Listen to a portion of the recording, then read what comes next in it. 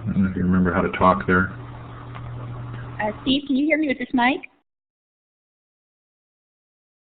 I just washed my hair. I shouldn't have washed my hair.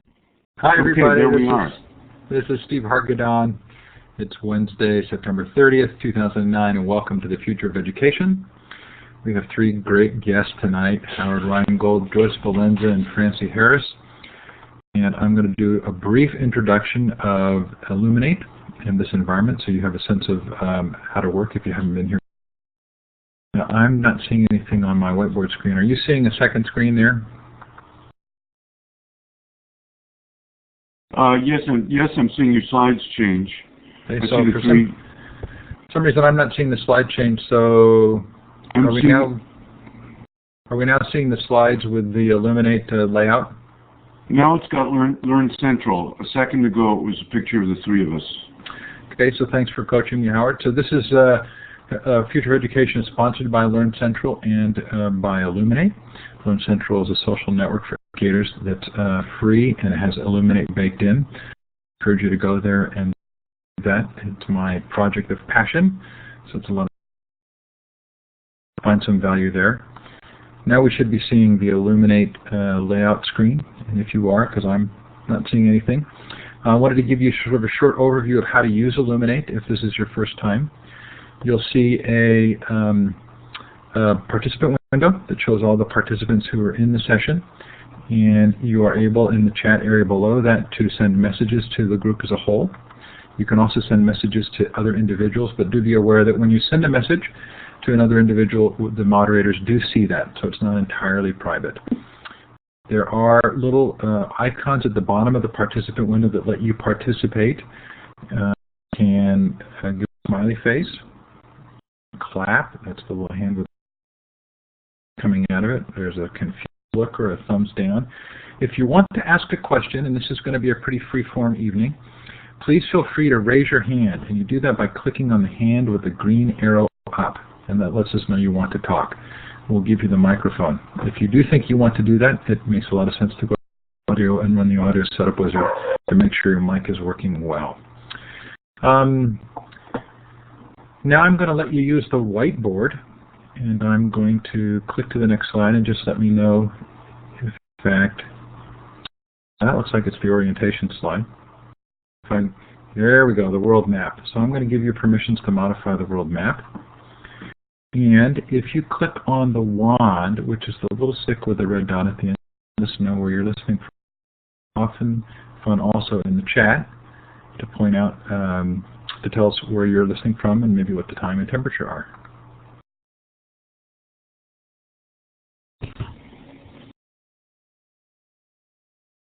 Love all those people from Australia. So I'm getting some kind of a lag because your video is all stopped for me and I'm not. So I think there's some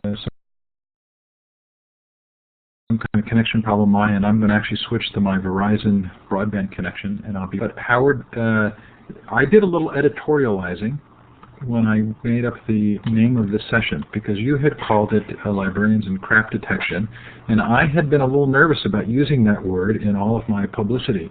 So I turned it into Librarians and Truth Detection. Now, I'm reading Neil Postman last night, one of my new found love authors, and I read a chapter called Crap Detecting, and I thought, oh, I've done a misjustice here. This hasn't been fair of me. So Howard, would you describe what your idea was for tonight, and then I'll let you introduce yourself, and then Joyce, if you and Francie would also introduce yourselves, we'll jump right into conversation. Well, I picked up and I legitimized the term crap detection because it's a quote from Ernest Hemingway. So unless you want to remove Ernest Hemingway from the libraries, it's just a classical quotation. So let's see, shall I set myself up to be on video here? Anything else I need to do? No, you're great and we can hear you. And if you would like to see Howard or Joyce or Francie large, just click on the picture of the person down below and they become the larger picture for you. Okay, so the last time, I was very attracted to these sessions because we had such a great conversation last time, and you were a great interviewer, Steve. So I'm very relaxed about this, and I'm, in a sense, in one way, I'd like to pay people back for talking for nearly an hour last time, and do a lot more listening this time.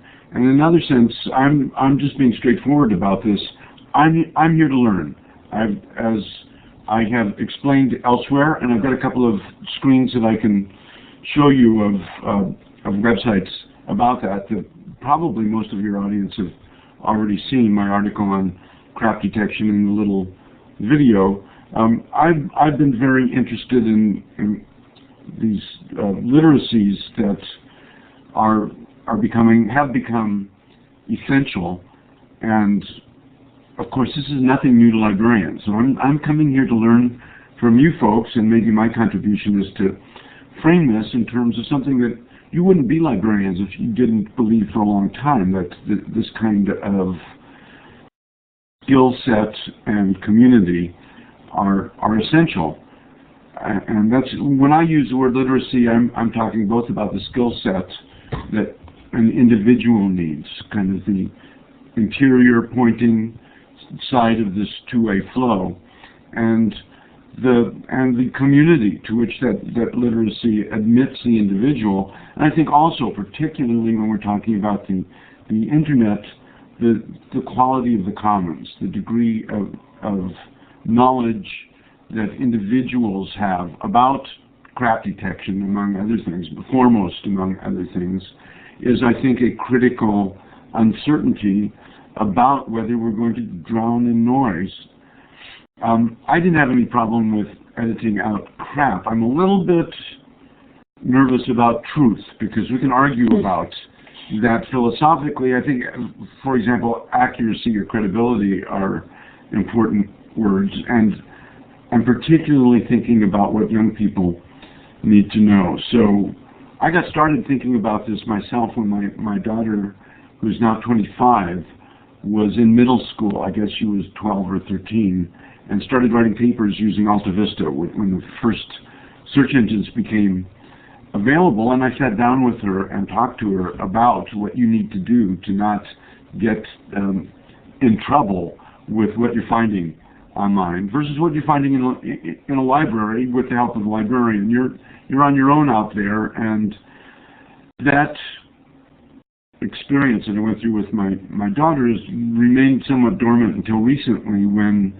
I've been thinking a lot that what I've been engaged in, enthusiastic about, observing and creating communications about for 20, 30 years now. The personal computer is an amplifier of individual thought, the use of online media for many-to-many communications, for community formation, and now the untethering of computation and communication with mobile devices. The question arises, are these things any good for us as individuals, for our cognition, for our relationships, and for our communities and society? And I have come to believe that the answer is that depends on what people know and how many people know it. And we've seen, of course, the addition of a great deal of noise, to use a more maybe polite term than crap, in the commons of the internet. And there's nothing we can do about that. And I'm a bit of a free speech libertarian. I think that there's nothing that we should do about that.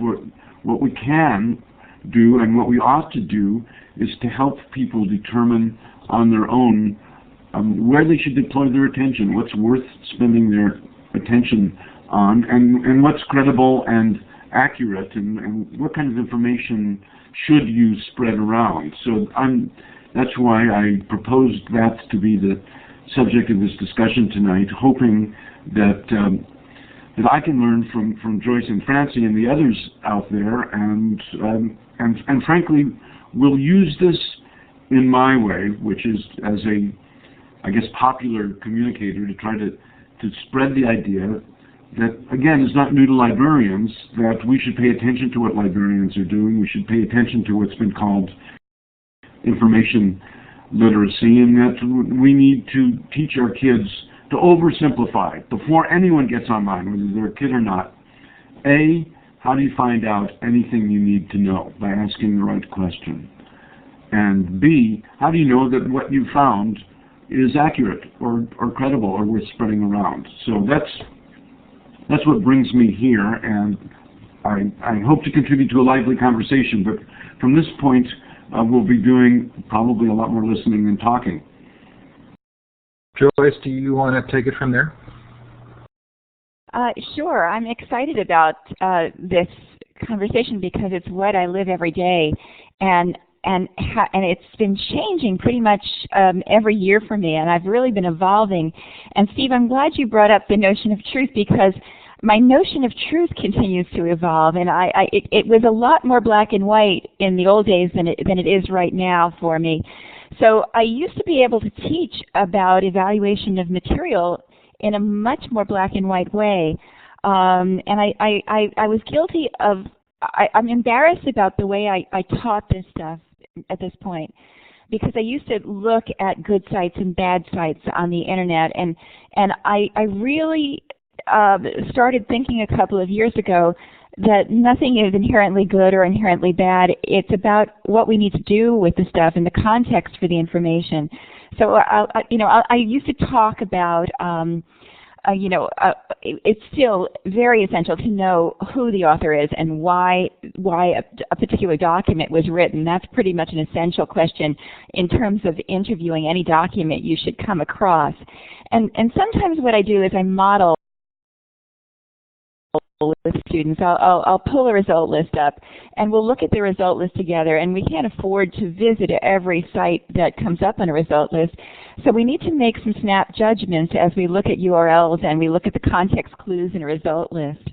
And that's become a very valuable discussion point, and especially when the classroom teacher's involved, because you get the classroom teacher's values and what the classroom teacher's looking for in terms of a particular assignment or information task. Another issue that seems to be clouding everything right now is my students are printing incessantly.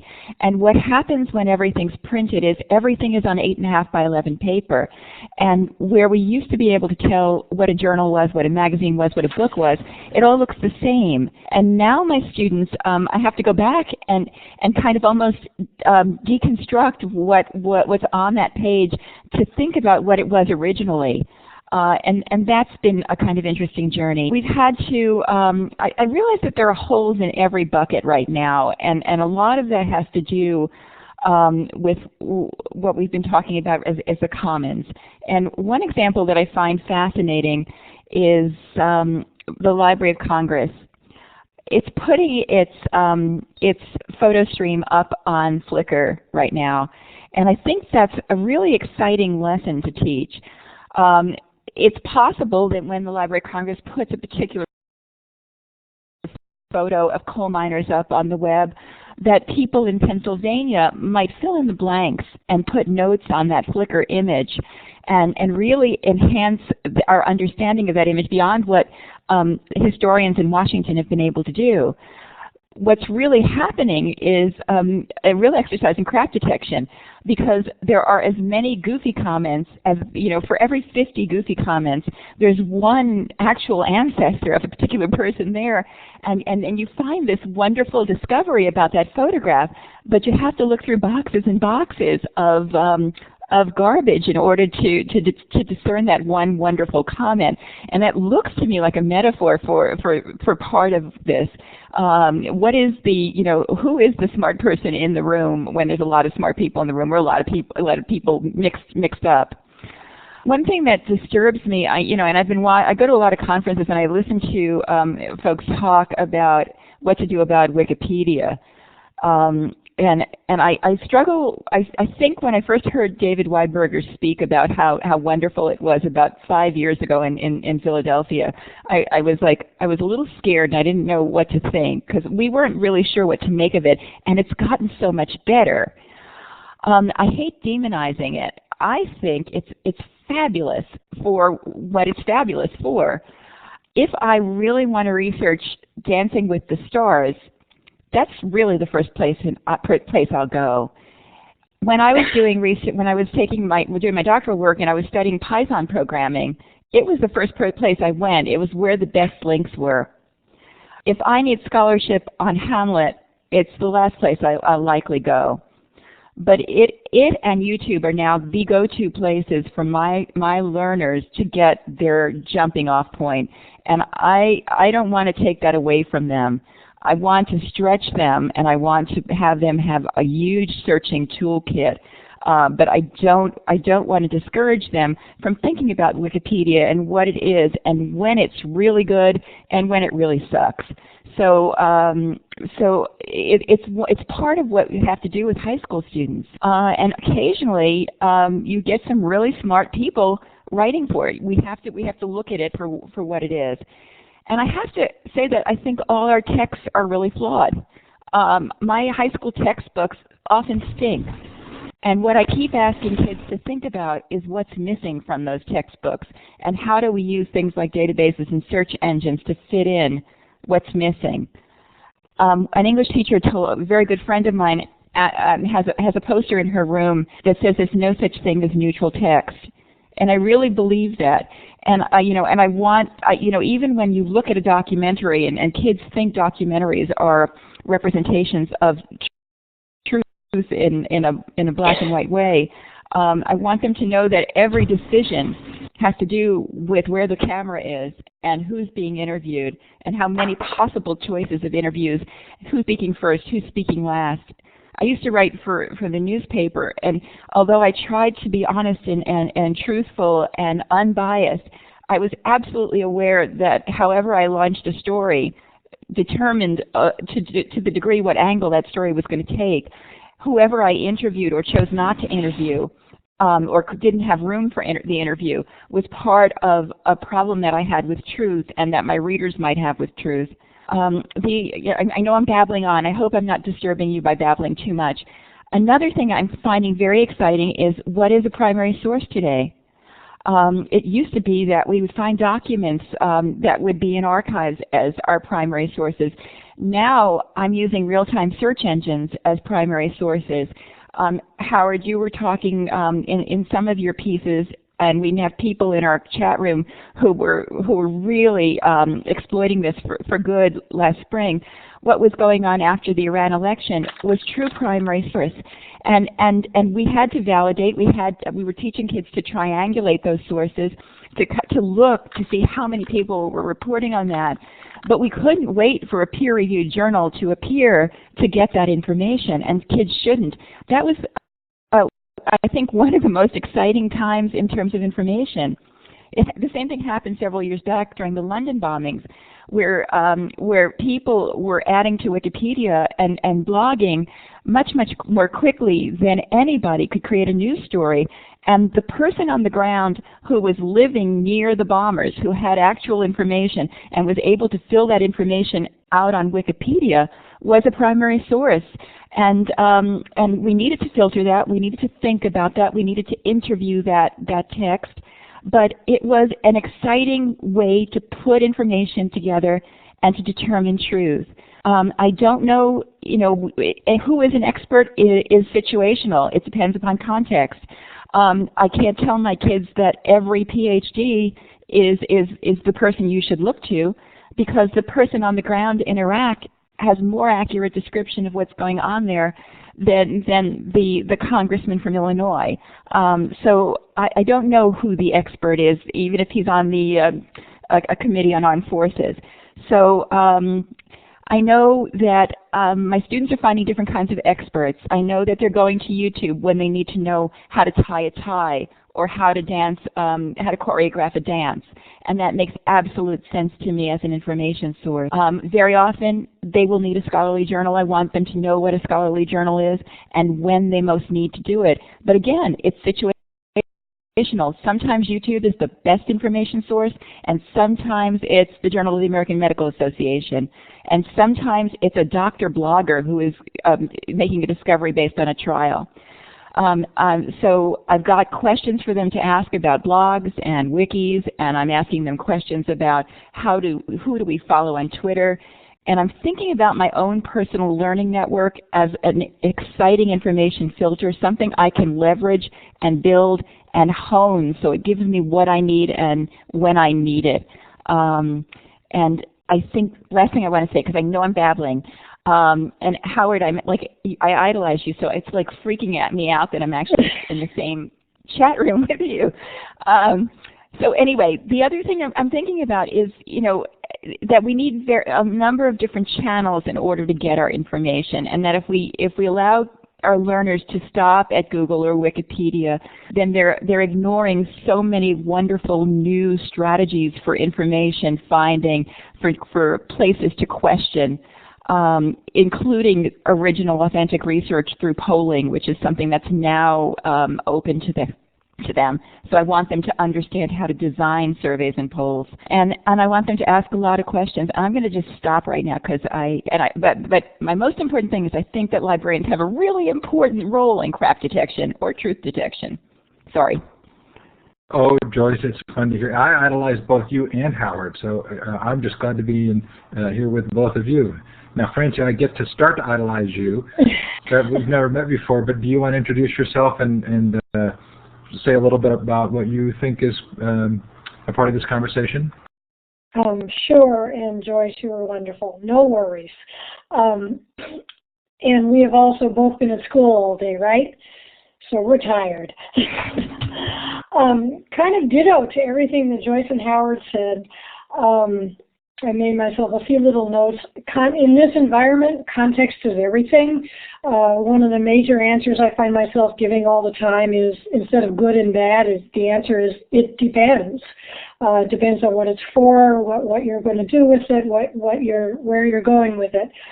I think in one particular area when I'm teaching evaluation of information these days that we see that we never used to see before in the web environment is this whole category of information that I would call advocacy. So if you go to the web, you find websites of all kinds of organizations, from the American Medical Association to the Ku Klux Klan, I mean everything. And you never would have found their equivalent on library shelves. The website of the American Medical Association would have had no counterpart in a journal, we used to have kind of the big three, the books, the periodicals, and the vertical file. And the American Medical Association website was nowhere in there. So now, whenever you are looking at information that comes from the perspective of advocacy, no matter how authoritative that advocacy may be, that's the way the kids have to look at the information. So when I think about crap detection, actually what I think about is we got to move beyond crap detection and into much more of a stance of understanding the nuances and the levels and the context. And in some ways, it should be easy, but I suppose it isn't. The crap detection part is the easy part. It's the what do you do with it, and how do you do it, and why do you do something with it that is the really thorny problem. So every time with my students when we're looking at a website and trying to evaluate it, there are many levels that you are deconstructing it at. It's an odd sentence, but you're not only looking at is this accurate, is this correct, is it truth, whatever that may mean, but what is its purpose? Why did the person put it there? What's its function in the world? I think, though, that maybe a new thing that I can contribute to this conversation is what I see as the elephant in the room. That often people don't talk about, and that is we can't even begin to teach this stuff or kind of deal with this stuff in a meaningful way until we kind of deal with some of the access issues that are going on. And I don't mean by that, I don't mean the digital divide. I mean the policies that are in place in schools, particularly, and the draconian kinds of implementation of filtering software that make it impossible for us to really work with kids on evaluating some of this kind of information. Make it really basic. You can go into any school library in the United States and look on their magazine shelves and see a sports magazine or a teen girl interest magazine, or something that has nothing to do with the curriculum, or a car magazine, say. But then you can't turn around, that student cannot turn around and go to the library's computers or the classroom computers and go to the counterpart website, for Car and Driver. They can look at the magazine, but they can't go to the Car and Driver website because it is not, quote unquote, educational. It is not for school. Yet this is where their literacy lives. This is how they're learning and growing and writing and speaking and sharing. And then the minute they get out of school, that's what they're online looking at and engaging with. And our filters, so that's a policy issue. And I think it's very prevalent that students are not allowed, or certainly not encouraged, to go to anything on the web that is not directly related to an assignment. And I find this in some ways almost bizarre. Then there's the filter implementation. So I guess I'm just trying to be provocative here. I think that a lot of the filter implementations are sort of out of the box. They get installed. You can do a lot with filtering software to make it more responsive to your particular school situation. But that is seldom done, and it is seldom in the hands of the practicing teacher or a school librarian to unblock a site on the spot, at will. And yeah, I see somebody just wrote about, can we just let it open first and then block as we see them, rather than starting with everything kind of shut down. But I think it's very hard to have some of these conversations when I talk to other school librarians. I have a pretty special situation. I'm part of the University of Illinois, and so the university is our internet service provider. We have no filters, and I can tell you the world has not come to an end. But many of the things I describe come to people just saying, no, I can't do that, we can't see that, we can't share that. So I think I should stop there and see where else we can take this. So this is really fun, and I'm loving the chat as well. Last night, another one of my heroes came on for the interview series, and it was John Seeley Brown.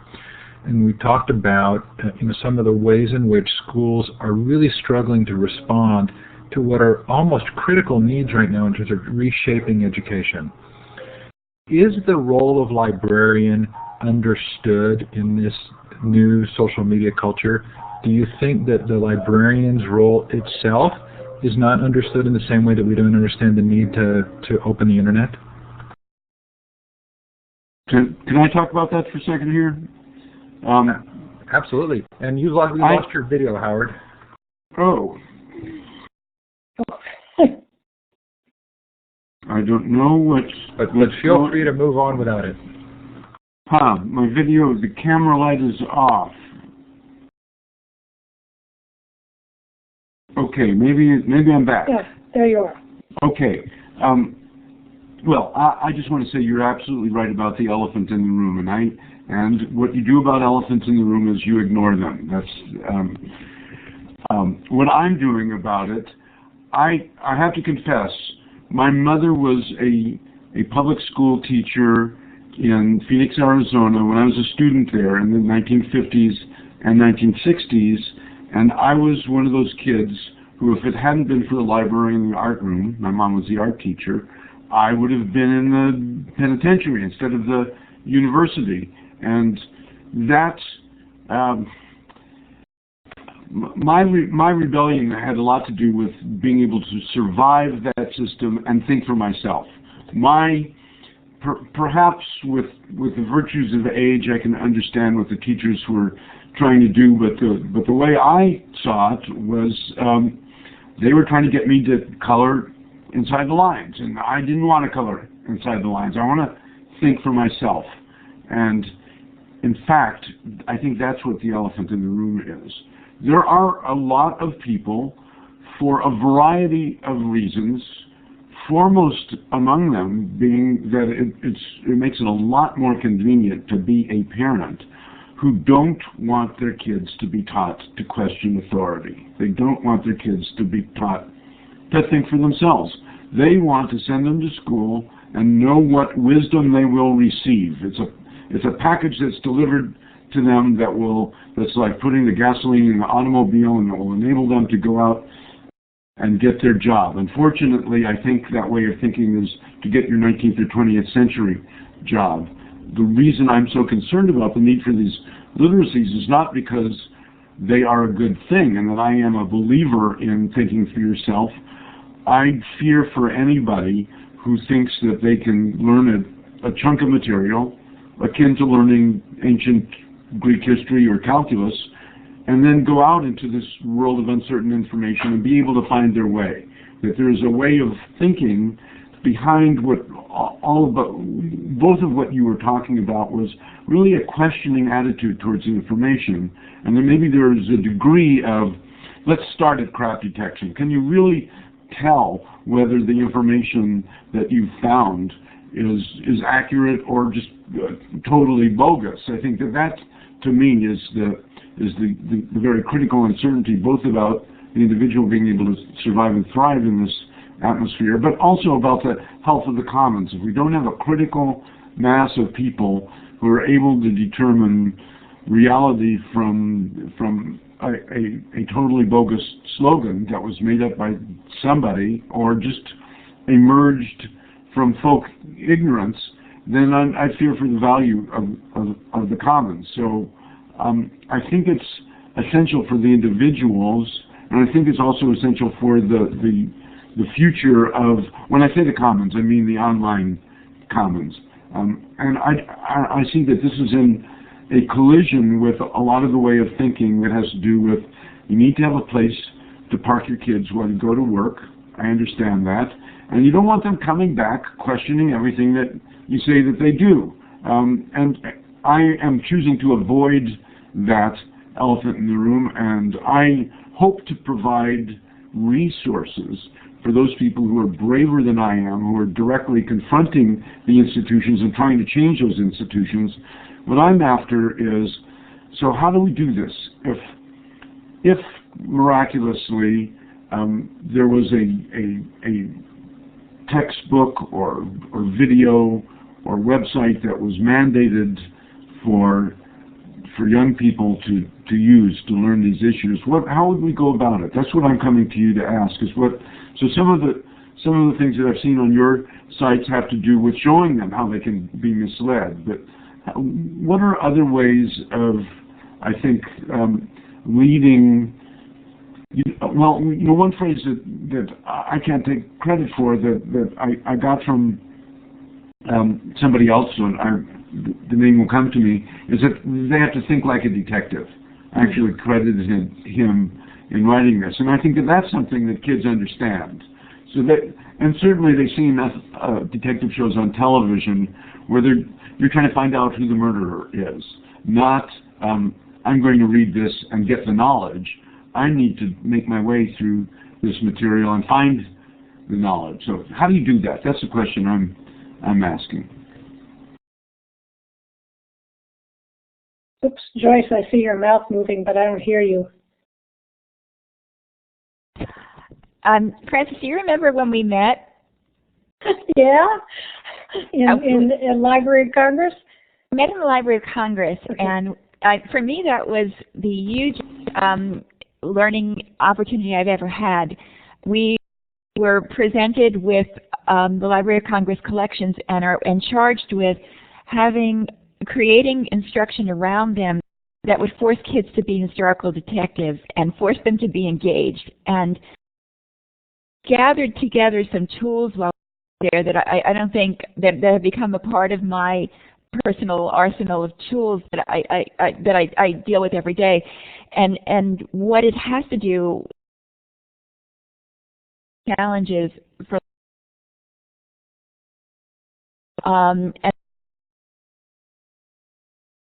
and that's you know, we're faced with this tension, the testing that we're forced to do, and what we know, what many of us know works best to motivate learners and to really inspire creativity. And I think what good librarians do is weave those instructional strategies through the work of the teachers that we partner with.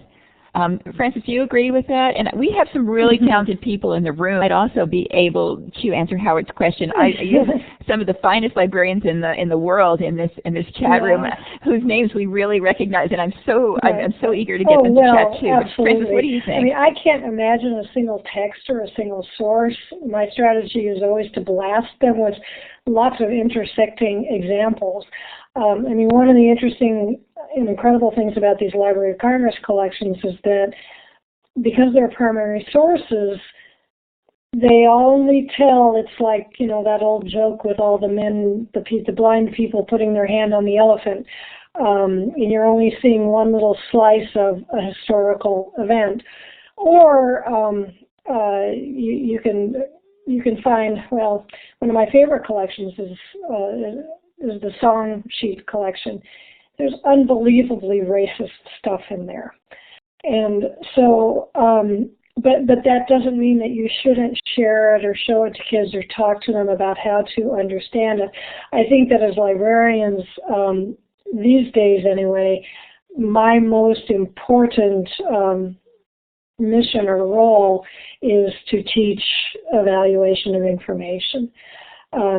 Much more so than, say, searching, although I teach searching as it is a tool on the way to evaluation. I'd say two things that are important for librarians to do now. One is to engage in this sort of wrestling with the content, and the other is to give kids a safe place to be. And that's actually, Howard, what you were describing. And that can be a physical place, it can be a virtual place, but a place where they feel supported and safe at many levels so that they can do that kind of exploration. And there's many ways to do that. And also, another thing I want to say to Howard before I forget, and this certainly is rambling space, is that it is fantastic to have somebody like you to speak to the people who aren't us. We have kind of a habit of speaking to the choir all the time, and sometimes it's because that's all we know. Oh, somebody raised their hand. So we need people like you who will go out into the world and say, hey, there are school librarians who feel that this is their mission, and that this is what they can do, and that they can see across the curriculum and help in many aspects. It's not, it's what we do.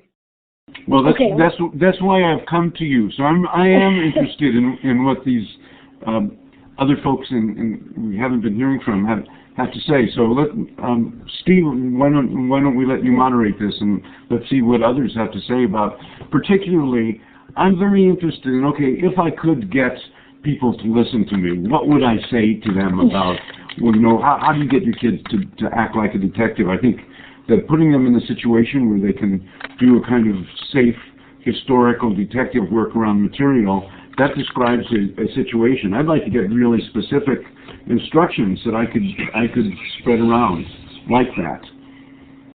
Howard? Yes. Hi. My name is Deborah, and one of the things I think is that precocious little children that ask why, you know, they're sometimes those are the children that somebody has to just kind of point to the computer and give them skills to find the answers. because they get so excited when they get an answer that then they ask why again. And that's the whole detective thing. The other thing that I find is I've got teachers who are really, really good about children who ask questions and allow them to pursue the answer. They stop and they make it part of the process instead of saying, well, we'll get to that later. It has to be sort of a living organism, a classroom, not stagnant. And the other thing is I think you asked a question about change. Maybe that was Steve, about the needs for education and how do we do it. I don't know. Being instruments of change is very difficult. You have to do it student by student, teacher by teacher. It's not easy, but I've been right now getting involved with the homeschooling program and looking at what they're all about, even though I'm a public educator. And some of the things that they are doing are just so far out of the box, it just blows me away. So if you ever get a chance to take a peek into what they're doing with research and letting their children, you know, have a problem and delve into it, it's amazing stuff. I could point you in the direction of Tammy Moore, and if you could sit in on her classes or kind of be a student for a day with her and find out what some of the projects are, it's amazing. I'll turn my mic off. Do any of the three of you want to respond to that? Deborah, thank you. You get bonus points for just being brave and turning your mic on. Way to go. Good work. I want to hear from people. You know, you mentioned, Steve, you did mention Neil Postman at the beginning, and just briefly, when I started teaching, which was recently, 5 years ago, I just got the impression, and I understand as I'm seeing through this through my own filter of the kid who resisted coloring inside the lines, I'm seeing how much my students, who are college students, are institutionalized. To the way I saw that literally was in an open classroom where the chairs are stacked and the students come in and take their chairs and with no direction from me, put them in rows and columns. And they sit in about the same place every time. And if I did not intervene and say, let's put them in a circle and sit in a different place each time, that's what they would do, and I don't think that they're aware of it. I think they're institutionalized. So I thought, gee, these kids need some deprogramming. And that's what led me to pick up Teaching as a Subversive Activity by Postman and Weingarten off the bookshelf. And the first page of that was about education is about getting them to ask good questions. So knowing when to shut up in the classroom is an art that I am beginning to learn, but getting them to get off of this, okay, my parents have paid good money for me to sit here and take notes on what you're going to tell me, and into we're going to inquire. I'd like to know how you do that. I mean, I'm approaching it by saying, don't come into this class unless you are willing to inquire. I'm not going to tell you unless you ask the right question. And it's a little bit of a struggle. Once they get it, though, they get very excited about it. They just have not been empowered in the classroom in a long, long time. So, Howard, are your students at Stanford? At Stanford and Berkeley. So in many ways, they've been model students in a paradigm that rewarded a certain kind of behavior. Yes. So I think what you're expressing and experiencing is that even that they've come up learning how to accomplish, and that has to be deconstructed in some ways because that's not the paradigm. And I guess the question I'm interested in hearing as you each respond is this change possible within the system? Because if we look at homeschoolers as an example and we begin to see them as informing the discussion, how much more will outside forms of education begin to displace what we've seen as sort of traditional education? Well, again, I come across the problem. Homeschooling requires a very serious commitment on the part of one or both parents, school is a place to park your kids when you go to work. And unless there's an alternative to that, that's what we have to deal with. But school used to be the only place you could be exposed, or you could go to the library. There were a couple of places where you could have access to knowledge. Now, there's, 1 billion people on the internet and 4 billion mobile phones. Access to knowledge is not the problem. Picking that knowledge out of the noise, finding it, and evaluating it, that's the issue. And so I see a lot of this. I'd love to see this happening in the schools, but I see a lot of opportunities elsewhere. And I think ideally, if I could say who I would write a book for, it would be, I want to give something to that parent they've been deluded by the moral panics. They're working hard to make a living. They don't understand what's going on with their kids' media. They want to tell their kids what to do so that they won't get in trouble and so that they will succeed. I'd like to give them something that they would buy, that they would think that, okay, this makes sense, that they could give to their kids. So I'm going to make a plug for a book written by a woman I interviewed earlier this year called The New Global Scholar. Sort of a fascinating study of a family that pulled their kids out of traditional schools and went to live abroad and do a variety of different things. And if anybody else here heard that interview, please feel free to chime in. Deborah, you're back. What would you like to say? Well, it's interesting. I hear you, Howard. Come back on and we'll talk some more, because I think conversation will lead you to that book. If we could get some of these other people to just talk, no one in the room is going to bite anybody. Anyway, really quickly, I have one son who is gifted and talented, but he was socially not gifted and talented. And we thought about putting him in private schools, and there were schools I live up by Phillips Exeter Academy. He did not want to go to school 6 days a week. And so basically what we decided to do was supplement, but I know that there's a lot of parents out there that don't have that money or time to supplement, and we basically made our house his laboratory, and he went to school, and that was a good thing because he did his socialization. But finally, when he got in high school, he finally came home one day and he said, "My God, they're finally teaching to me, Mom." And he was happy because he was in tracking, and they were going at a pace which kept him engaged. But all in all, I think all the pieces are important. The social part, so going to school was important. He needed to learn to get along with people. The sports was important. So Howard, if you want to write a book for parents, they need to be in their child's corner. I tell parents when they ask me, your kid's a boxer, and you need to be in the corner and you need to be wiping the wounds. And as far as like fighting with a kid over homework, let the school do that. You just have to be there unconditionally, in my opinion. Thank you.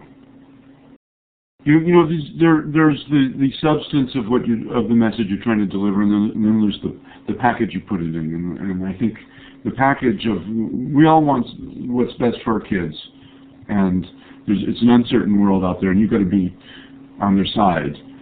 To me, is a more attractive way than saying the world has changed and people don't think the way you did when you were a kid, and you've got to let your kid do these weird technological things.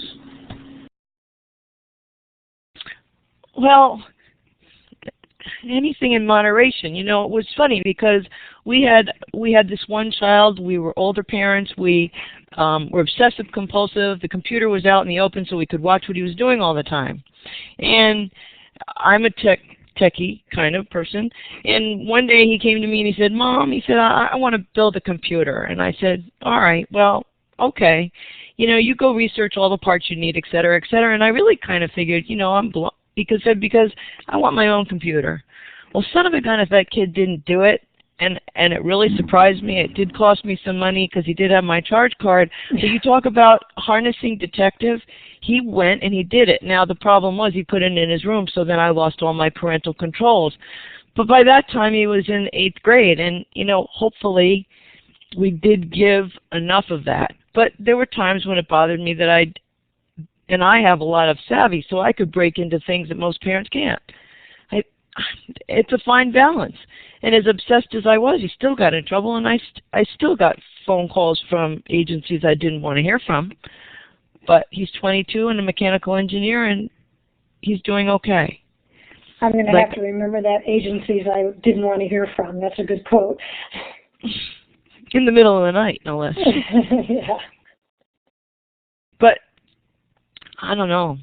Well, I mean, I think you have to understand that so many people are fearful because they've been fed a lot of crap. So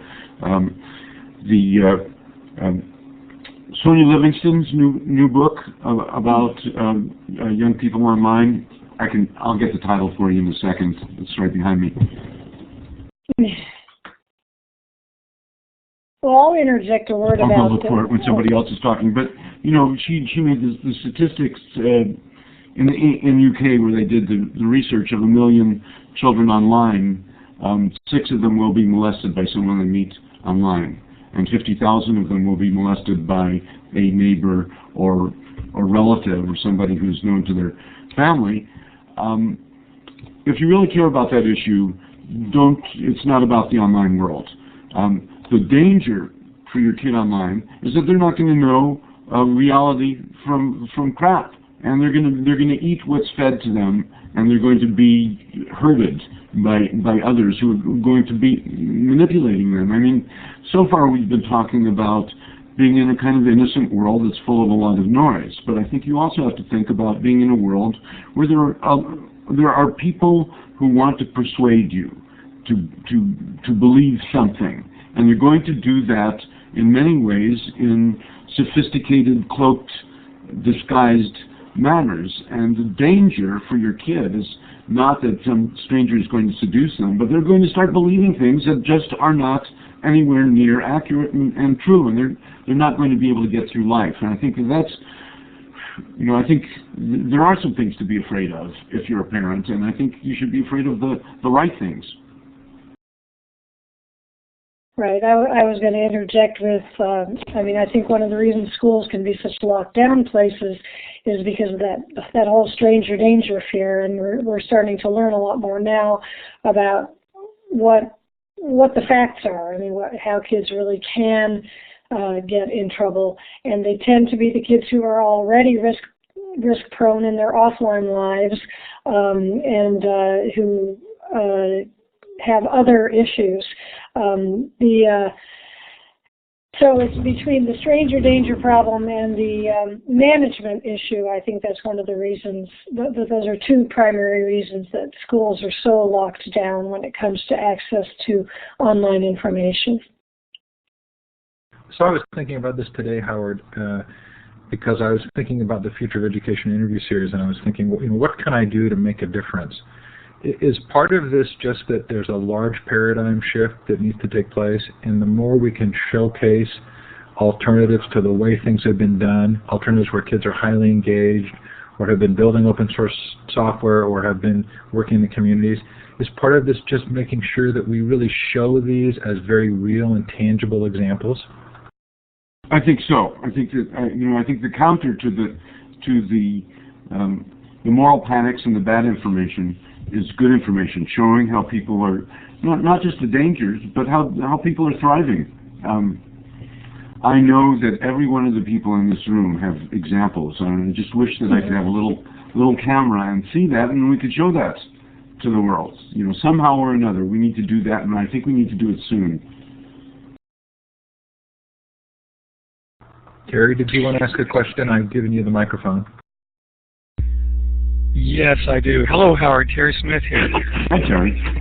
I want to go back to the comment the lady said earlier about having parents being in the corners for their kids.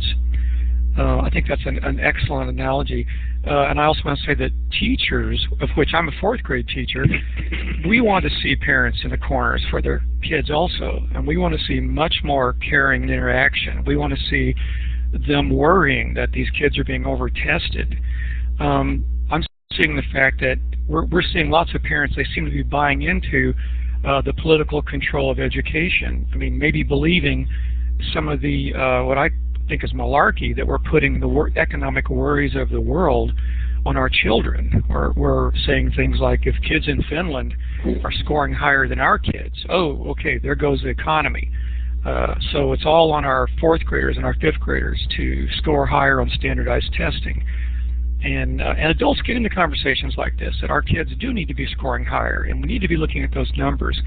And to me, that mindset gets in the way of a previous point that came up about problem-based learning or project-based learning, because total data-driven education just sort of pushes back any teacher who might want to take on a new project, who might want to bring some tools to the classroom, who might want to think in terms like of more play, like Stuart Brown or Mitch Resnick, who might want to bring those things in the classroom.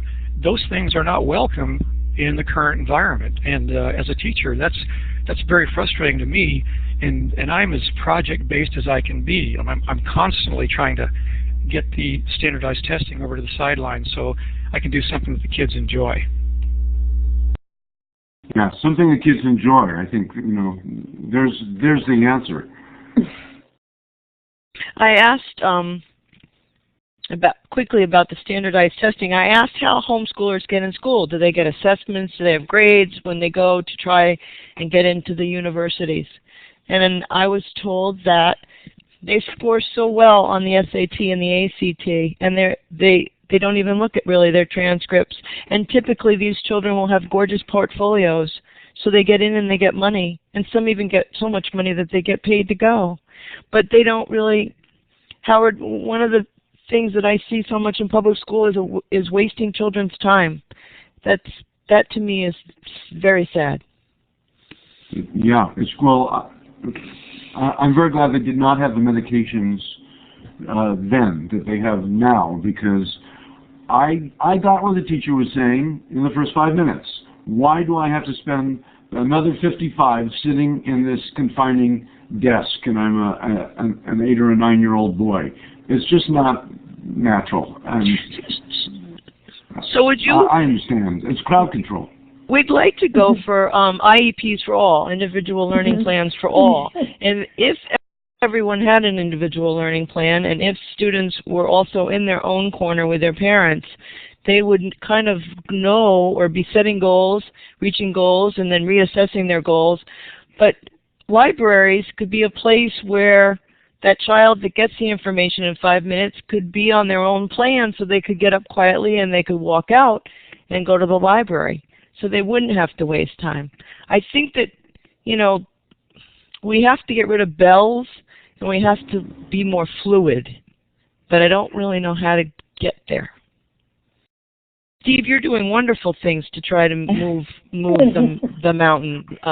I applaud you. I really think that libraries are places where some of this revolutionary stuff can happen. I think that if I see pictures of Francis Library all the time, and a lot of the folks in the room, they really are. I see my library as a laboratory. That's where all the stuff that kids are learning in terms of process really the rubber hits the road. There's all the research tells us what type of learning really sticks. It's the type of learning that when you watch a skateboarder outside, they're going to fall and get hurt a million times. But what's powerful about what keeps them going is that they know they have authentic audience. They know they're learning skills that they can share with the world. They know they're getting better for each fall, and they know they're creating something kind of artful. We know that it's the kind of learning that's authentic in the field, collaborative, people are cheering you on, part of a group. All that stuff is what the research tells us makes powerful and memorable learning that sticks.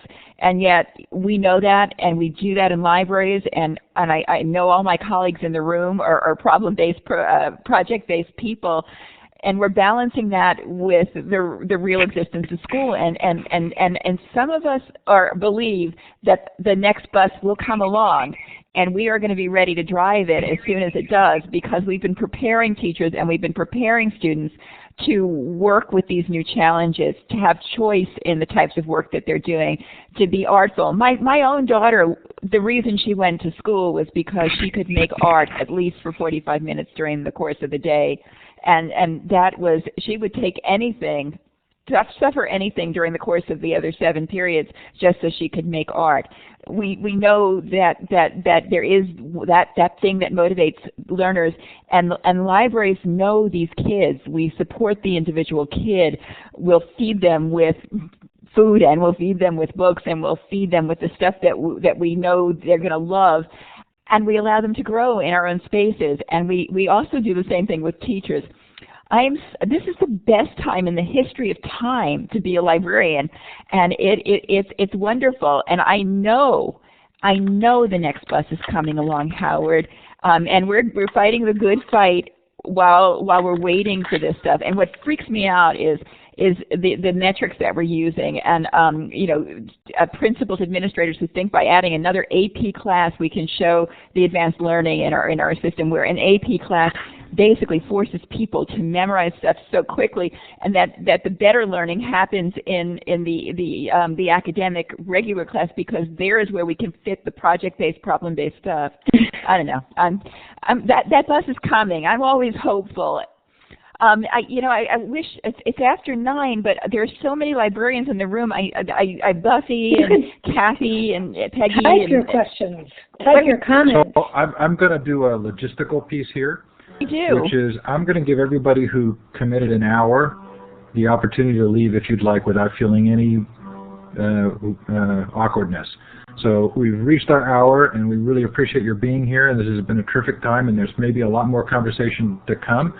But if you budgeted an hour and you need to go, please feel free to go. And Howard, you and I talked about an hour, and if that's you, we certainly will respect that, and you should feel free to yeah, I have to go. I have to drive across town to an appointment. But we had also talked about doing some more sessions. So yes. I'd like to come back and talk with people, and I'm going to come back and take a look at what people have said after I've left. So thank you so much. There have been so many suggestions in the chat room here. I've collected so many links. I've got hours and hours and hours of reading to do. So thank you all very much, and I'll see you back here. Howard, thank you for coming. Thank you so much for this forum, which is really a wonderful opportunity for so many of us. Absolutely. Delighted to have you. Really appreciate your contribution. These are great discussions, and that's what hopefully they will continue to be so. So Howard will excuse you at any moment, and we are clapping. Just exit yourself out of the system and give our appreciation. Okay, so just as a quick little plug. Conversations.net, futureeducation.com, some great sessions coming up. Tomorrow, Alan Weiss, who helped pioneer ThinkQuest on the business of changing lives, how corporations can play an authentic role in education. Next week, Dennis Litke on big picture schools and a session on learning games.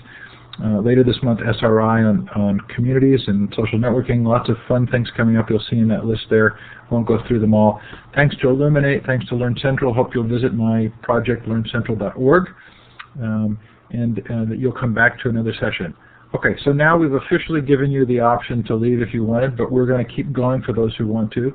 And Joyce and Francie, I'm going to let you dictate the amount of time, but the session is live, and if you want to raise your hand, Connie, I'm giving you the mic, so feel free to go ahead.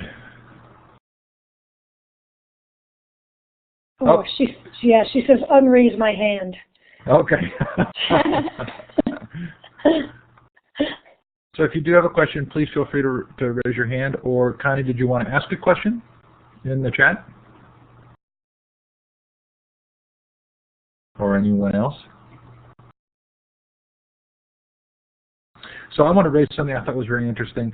A company I love, Weebly, they're an online web creation site, just announced today their new educator network. And they sent me the press material.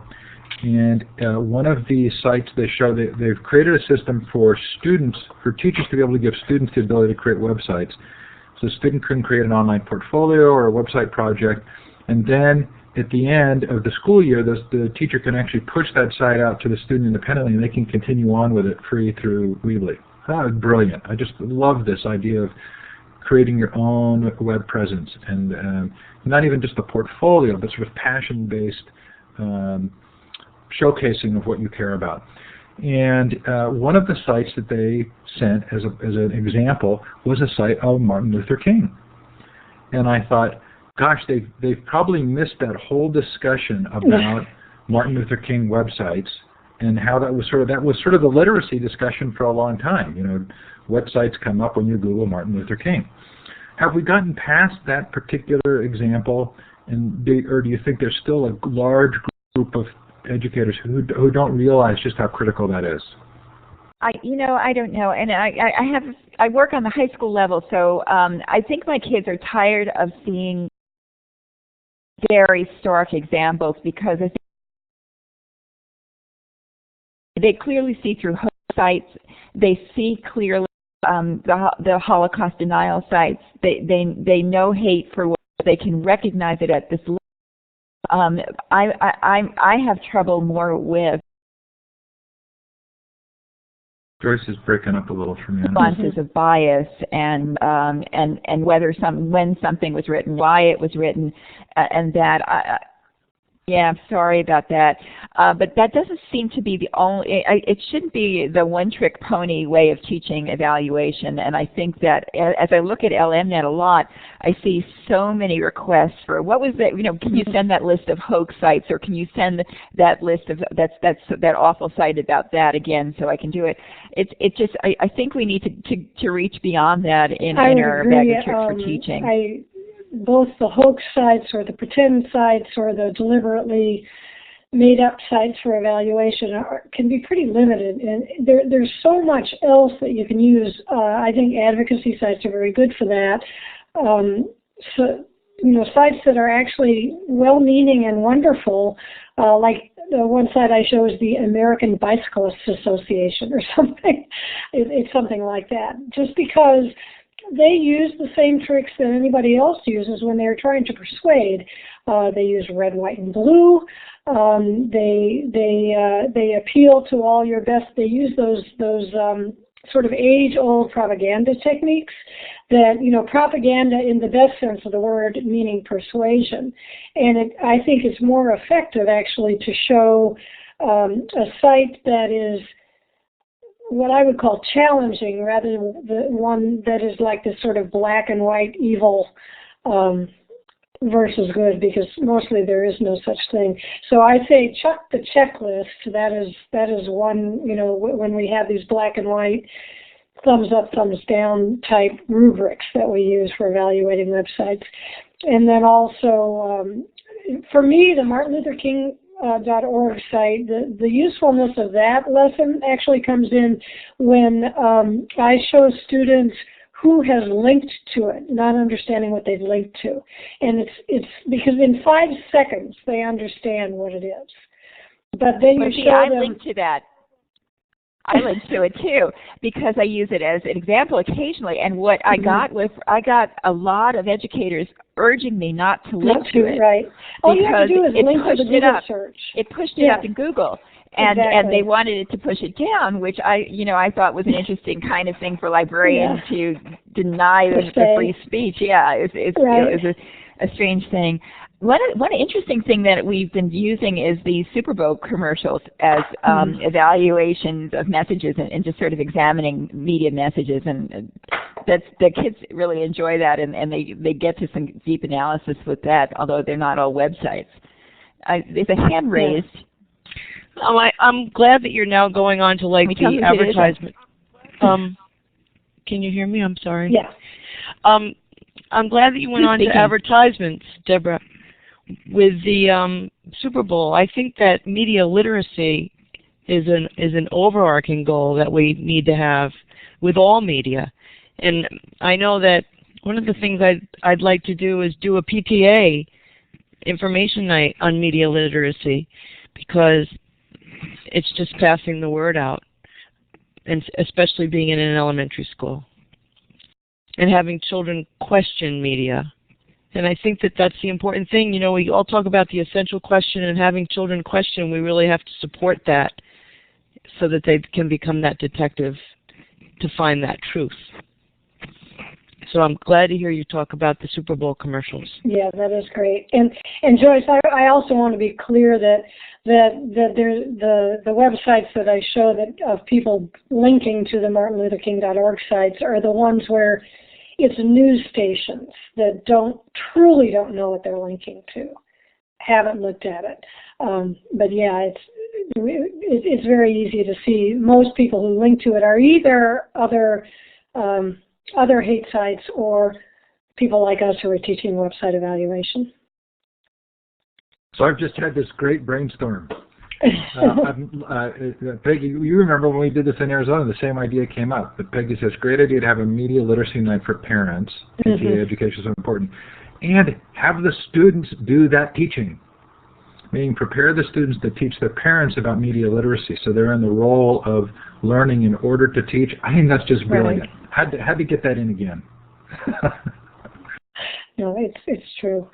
I make my students share one of their website evaluation exercises with their parents. They're supposed to show them how to find all the hidden nuances on the pages, and then the parents have to sign. But I never know how that translation actually happens, so it would be really fun to do it in person with parents. Is anybody doing that? I would love to have a guest on who's actually organizing the students to teach the parents about media literacy. Connie, are you doing that with your students? It's the kind of thing I think you would do.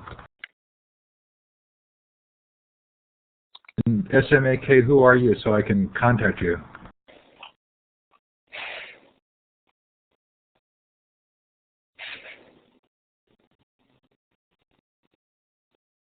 I dropped my pen there. Did I miss anything?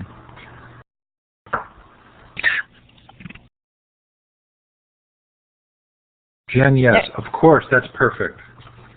I'm sure that they've got something like that going on.